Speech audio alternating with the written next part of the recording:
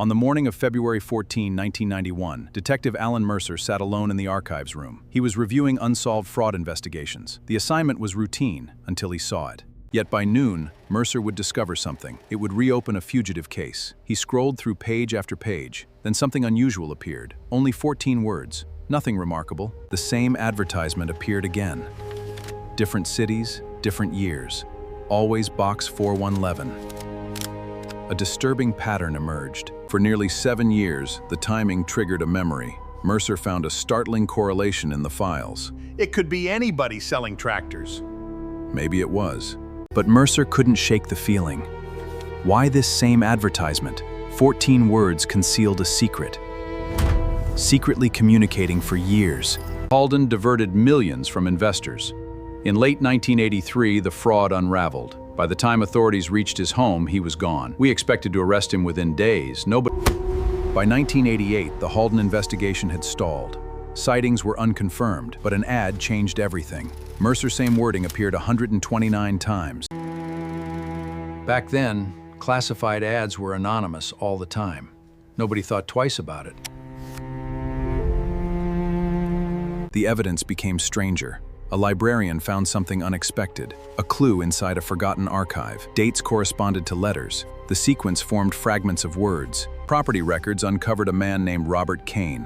He lived quietly in rural West Virginia, but fingerprints proved he wasn't Halden. Kane was real, received mail from several states. Reporter Linda Carver was reviewing old interview footage. One VHS recording showed a community fundraiser in 1987. A facial analyst compared it with Fugitive. Then fingerprints eliminated him. The biggest clue emerged from an old family album. One image showed a guest beside Halden. He was identified as Martin Greaves. Halden vanished. Yet suddenly, Greaves seemed important. He was linked to 3 submission locations, but he was never investigated. This was a sophisticated dramatically. What we found wasn't one fugitive hiding. It looked like an infrastructure. Evidence rooms untouched for decades.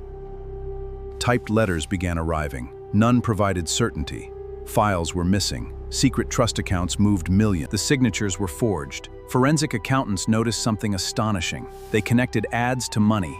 It became an investigation into money laundering. Records were destroyed. In 1993, authorities raided a farmhouse. The property contained typewriters, classified advertisement clippings. A tiny detail would remain hidden. In September 1993, reviewed original newspaper submission forms. The typo wasn't random. It identified a specific route. Investigators mapped every occurrence. The locations converged.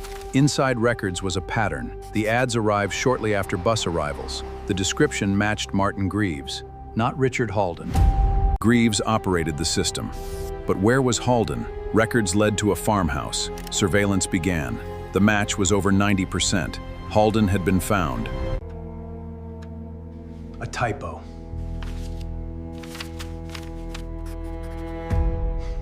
That's what got me? Box numbers corresponded to coded instructions. Associates monitored newspapers weekly. No phones, no direct meeting, because it appeared ordinary. Halden confessed to directing the network. Thousands.